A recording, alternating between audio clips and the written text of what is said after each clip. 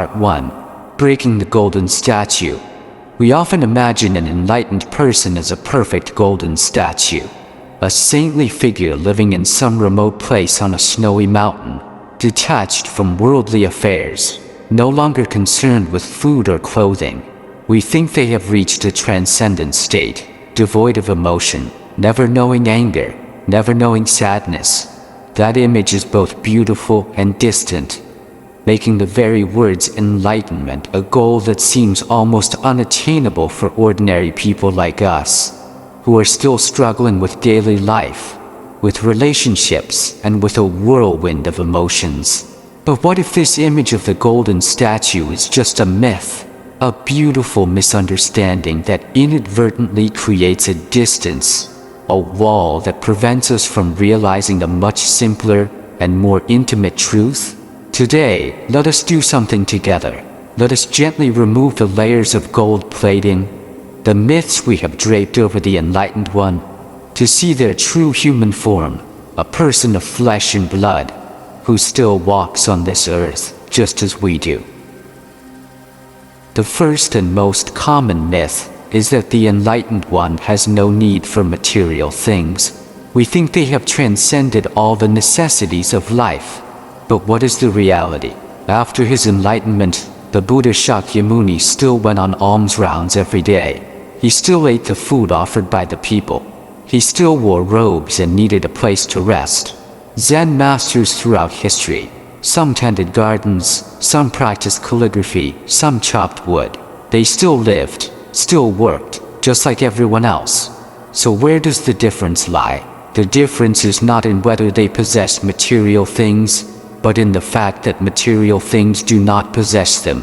An ordinary person, upon owning a beautiful house, will develop an attachment to it, a fear of losing it.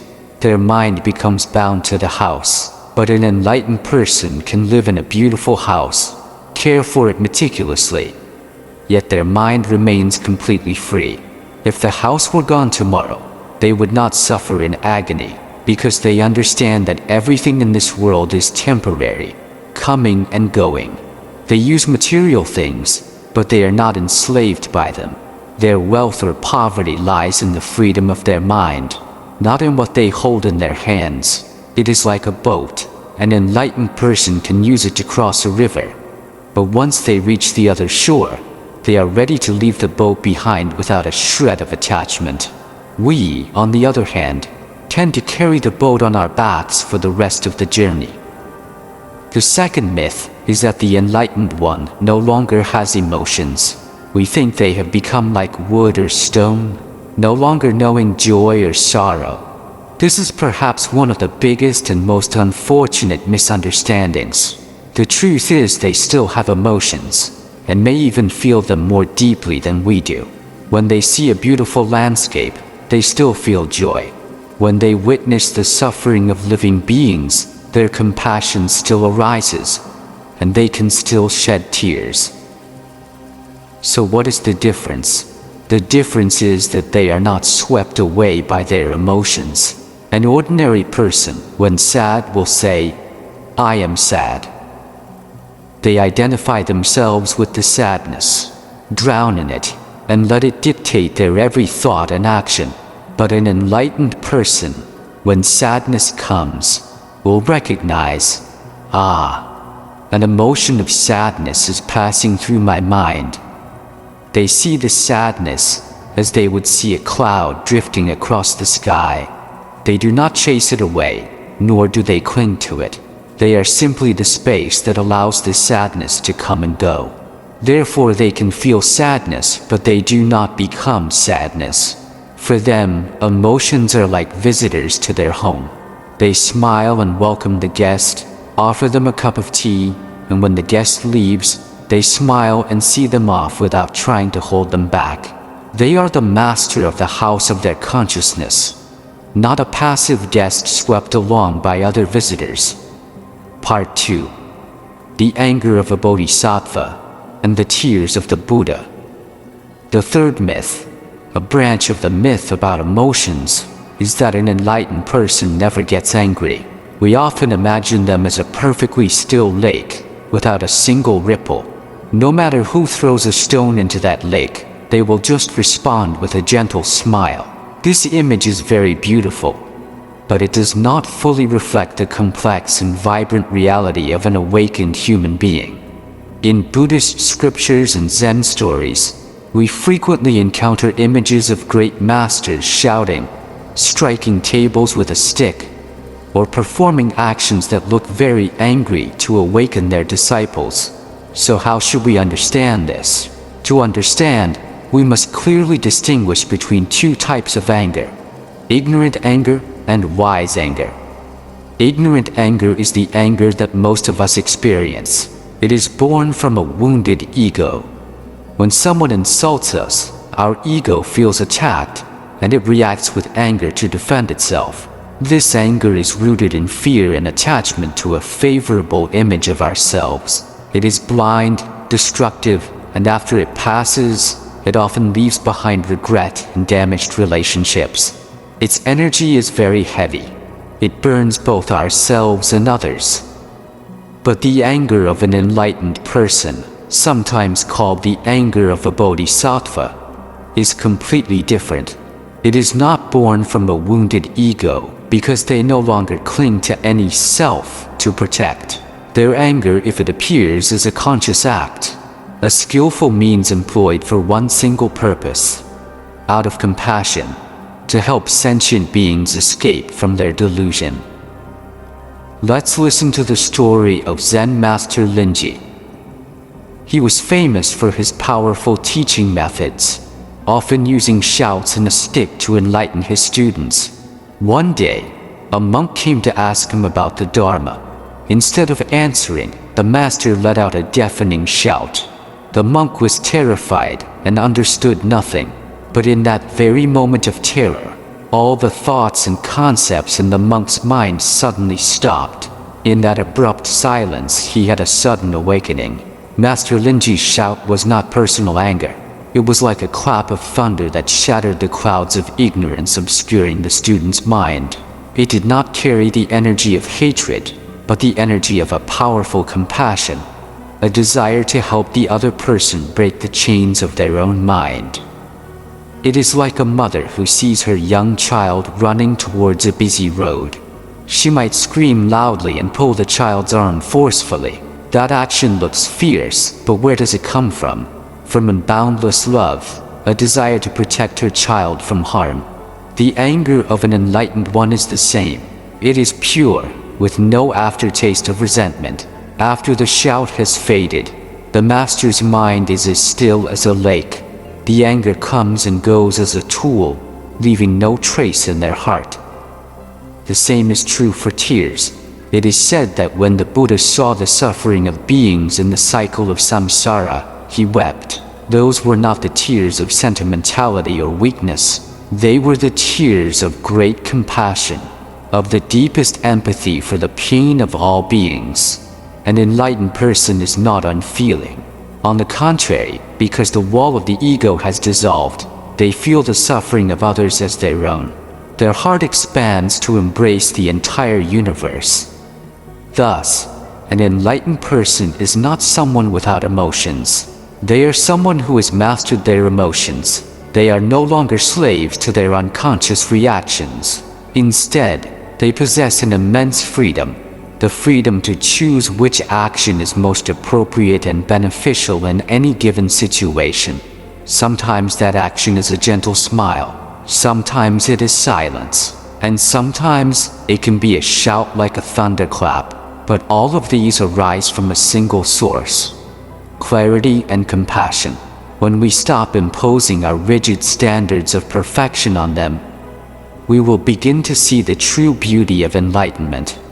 It is the beauty of a human being who is vibrant, free, and authentic to the core. Part 3: True freedom is not found outside. Once we have dismantled the myths of a perfect, emotionless, enlightened being, we arrive at a more fundamental question. What, then, is the purpose of the spiritual journey? What is the destination they have reached? Many of us often think of it as freedom. But what is freedom? We usually define freedom by external conditions.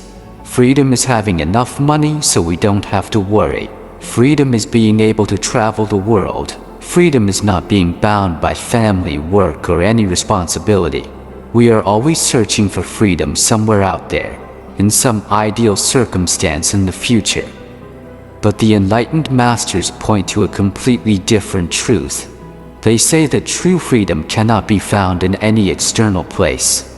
A person can be in a fortified prison, yet their mind can be as free as the sky. Conversely, a person can be a king, possessing an entire empire, yet their mind can be a cramped prison of anxiety and fear. True freedom is an inner state. So what is inner freedom? It is freedom from the tyranny of one's own mind. Most of us don't realize that we are living like prisoners. We are not imprisoned by iron bars, but by the ceaseless thoughts in our own heads. Our mind is like a restless monkey, swinging from branch to branch without ever tiring. It constantly jumps from the past to the future, from regret to worry, from judgment to desire. It pulls us along, and we follow helplessly. We are alive, but not truly present in our own lives. Let's observe a typical day of ours. While eating a meal, our mind is thinking about work. While working, our mind is dreaming of a vacation. While on vacation, our mind is worrying about the bills at home.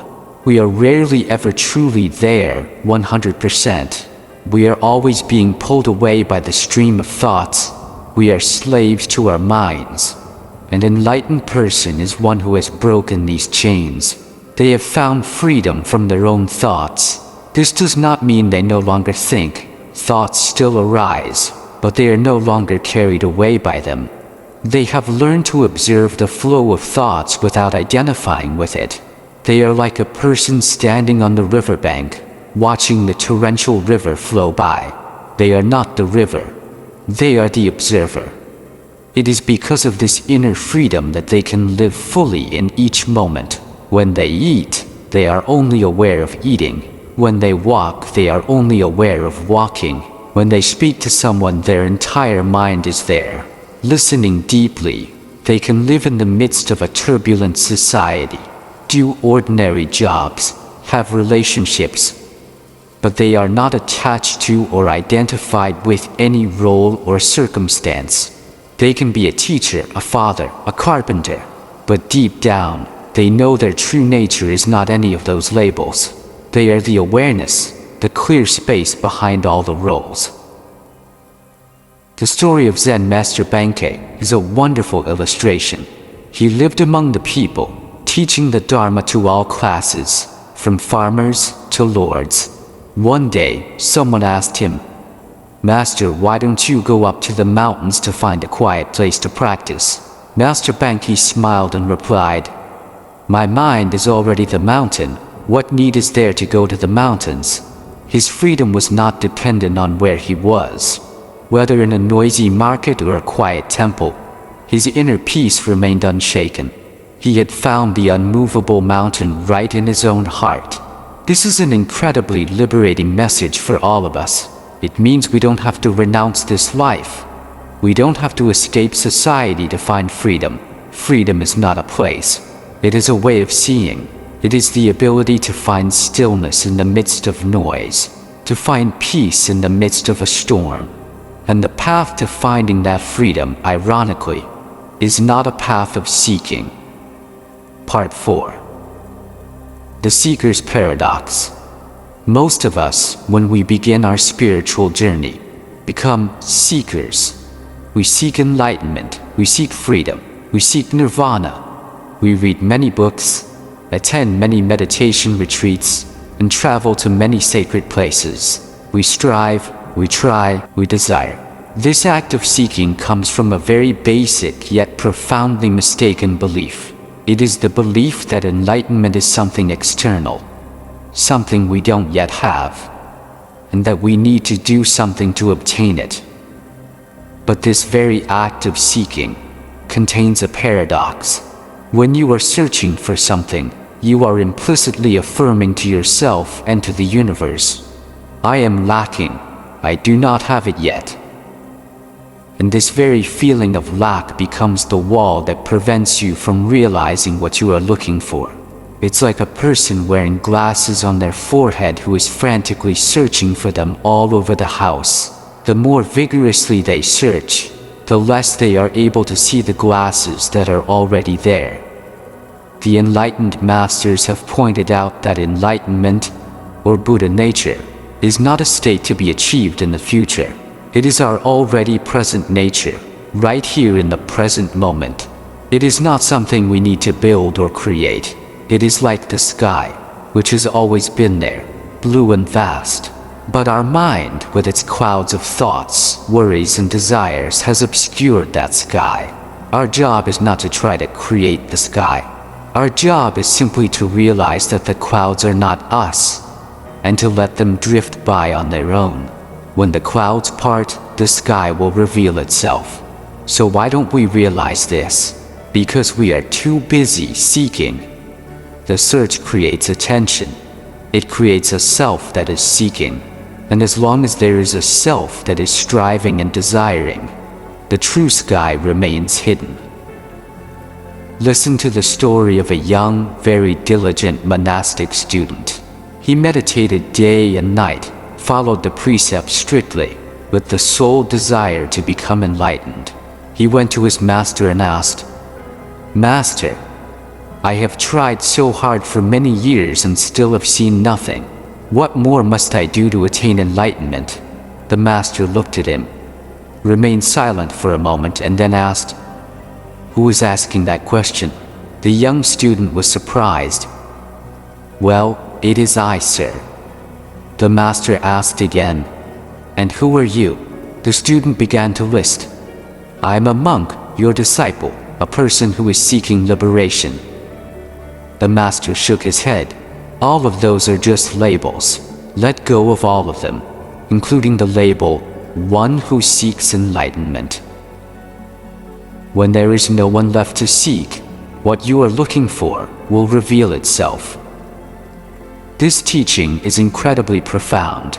The path of return is not a path of doing more, but a path of letting go. Letting go of concepts, letting go of desires, letting go of the very image of an enlightened person that we are chasing. Enlightenment often doesn't come when we are striving the hardest. It often comes in moments of complete surrender, the moment we are exhausted from seeking, the moment we no longer want to become someone else, the moment we accept ourselves completely, with all our weaknesses and imperfections. It might happen on a very ordinary morning, while you are sitting and drinking a cup of tea thinking of nothing. Suddenly, you recognize a profound stillness behind all the sounds, or while you are taking a walk in the park, watching a falling leaf, and you suddenly see the entire dance of life and death in that one leaf. In those moments there is no one trying to be enlightened. The seeking self has temporarily disappeared. And it is precisely when the self is absent that the truth has a chance to shine. So, if you are on this journey, be gentle with yourself. Don't turn it into a race. Don't pressure yourself to achieve something. Just practice naturally. Sit in meditation, not to attain stillness, but just to befriend stillness. Read books, not to accumulate knowledge, but to let the teachings wash over your mind. Live a kind life, not to accumulate merit, but because it is a joy in itself. Trust that your enlightened nature is already within you, just as the seed of an oak tree is already within the acorn. You don't need to do anything to create it. Your job is simply to create favorable conditions.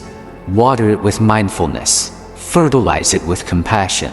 Then one day, when the conditions are right, that seed will sprout on its own, naturally, without the slightest effort from yourself. Part 5. Returning to oneself. Enlightenment is not becoming, but being after our journey of dismantling the myths, understanding the nature of freedom, and seeing the paradox of the seeker. We arrive at a very simple and liberating conclusion. Enlightenment is not a journey to become someone else. It is a journey of returning to and realizing who we have always been. We have spent our entire lives trying to become. When we were young, we tried to become a good student. As we grew up, we tried to become an excellent employee, a good parent, a successful person in society. Even on the spiritual path, we continue that same game. We try to become a good meditator, a compassionate person, and ultimately, an enlightened being. Our entire life is a ceaseless effort to reach a better version of ourselves in the future. But this very effort to become implicitly contains a rejection of who we truly are in the present moment. We always feel that we are not good enough, not perfect enough, not peaceful enough. We are always comparing ourselves to some ideal model, whether it's a successful CEO or a Buddha. And this comparison and striving is the very source of all our stress and suffering. The path of enlightenment, however, goes in the complete opposite direction. It is not a path of adding on, but a path of letting go. Letting go of the masks we have worn. Letting go of the roles society has assigned to us. Letting go of the stories about the past and worries about the future that we endlessly tell ourselves.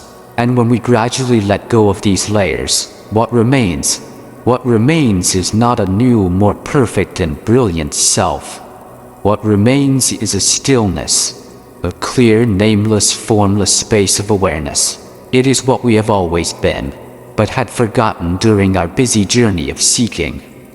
Enlightenment is not about transforming an ordinary person into a saint. Enlightenment is about recognizing the sacredness right within that ordinary person. An enlightened person still lives in society. They still eat when hungry and sleep when tired. They might still do the work of a carpenter, a teacher, or a homemaker, but they do all of these things with a completely different state of mind. When they eat, they are not carried away by thoughts. They are fully present with the food. Their act of eating becomes a meditation. When they speak to their children, they are not obscured by the role of father or mother. They are present as one human being to another, with complete listening and understanding. When they work, they do it with full attention, not for the sake of the result, but for the joy in the action itself. Their life, on the surface, may not have changed at all, but the quality of each moment has changed radically. They have found freedom not by escaping from life, but by diving deeply into life itself with an open heart and a still mind.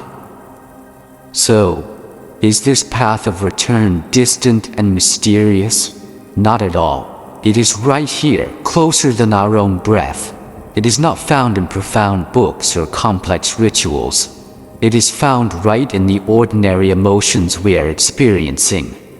When anger arises, instead of being swept away by it, can you pause and recognize it? That is enlightenment. When you are washing dishes, can you be fully present with the water and the dishes? That is enlightenment. When you are listening to another person with your full, non-judgmental attention, are you being enlightened? Absolutely. Enlightenment is not a final destination. It is a way of living. It is the ability to bring the light of awareness into every moment, whether a moment of joy or of pain. It is the ceaseless journey of returning to oneself, of washing away the dust of ignorance, to reveal the precious gem that has always been shining in the heart of each and every one of us.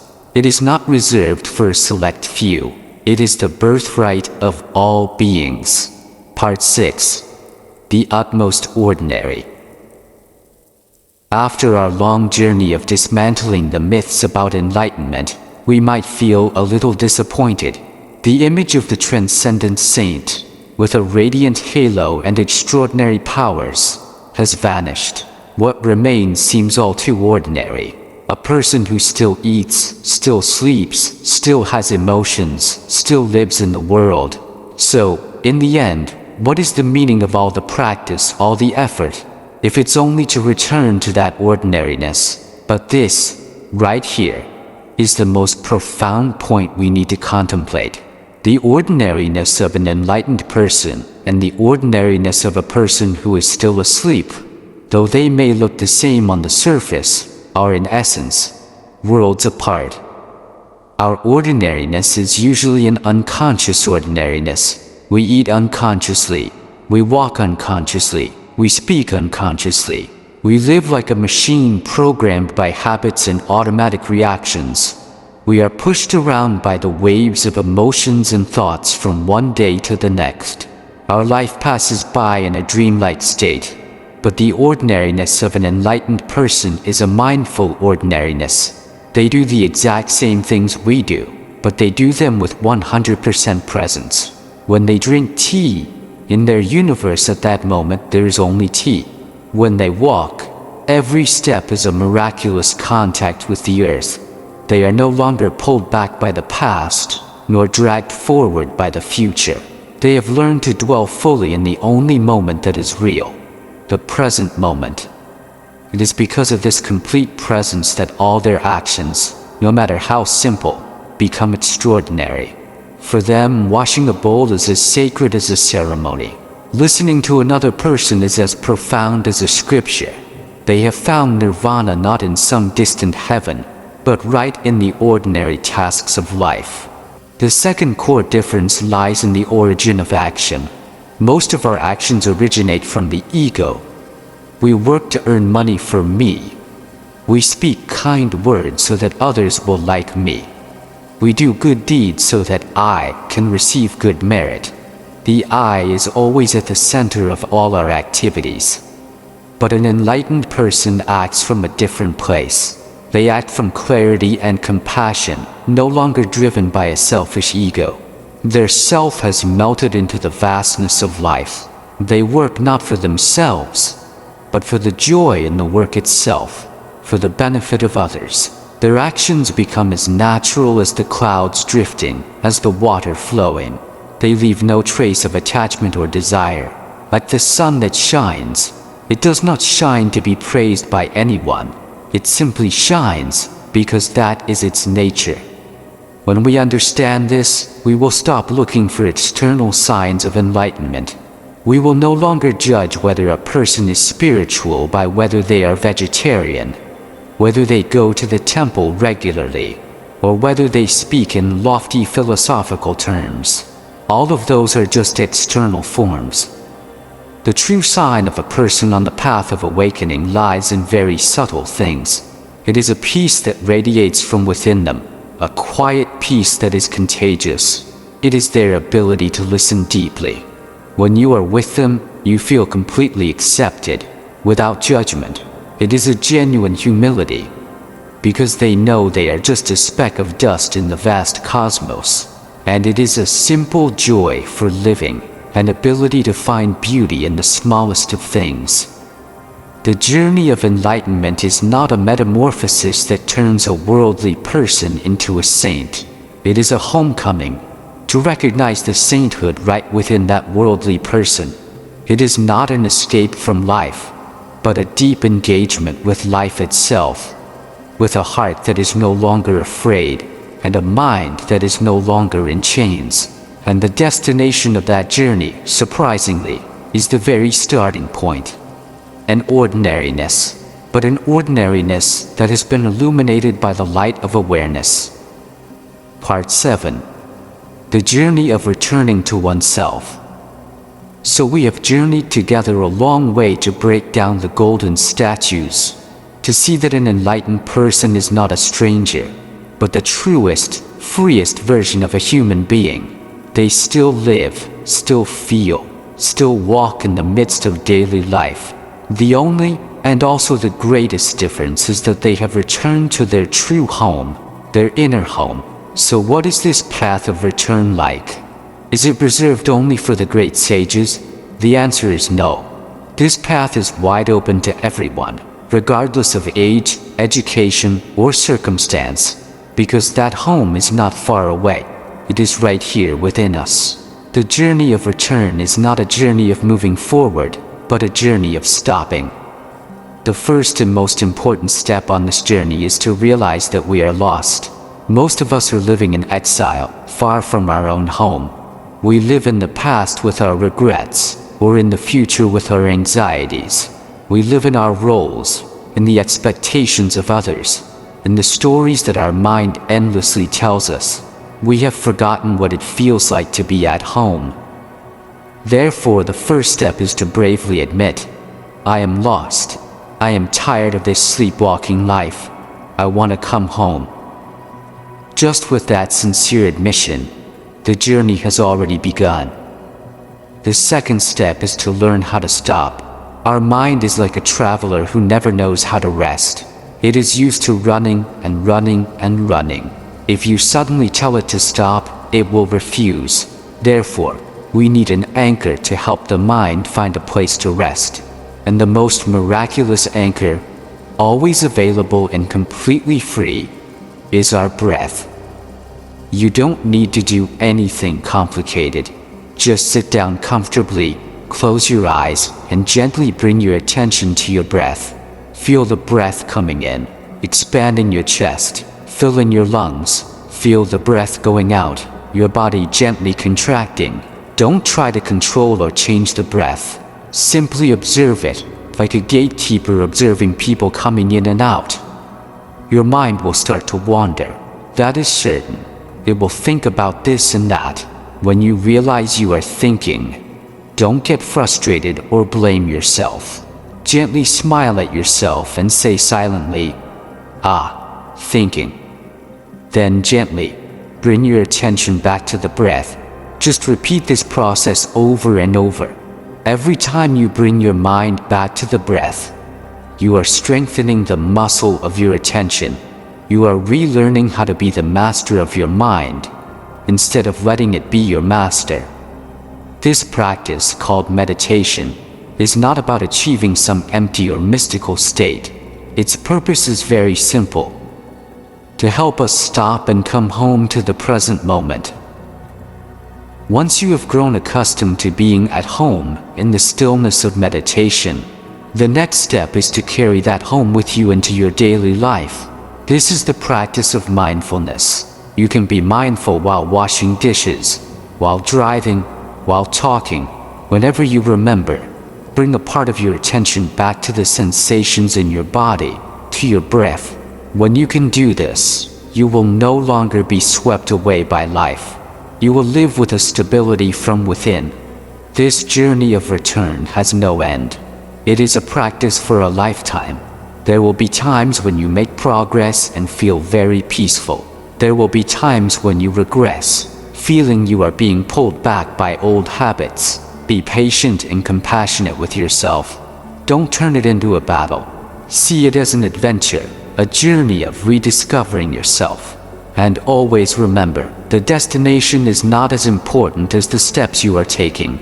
Every conscious breath, every moment you are fully present, is already a moment of enlightenment.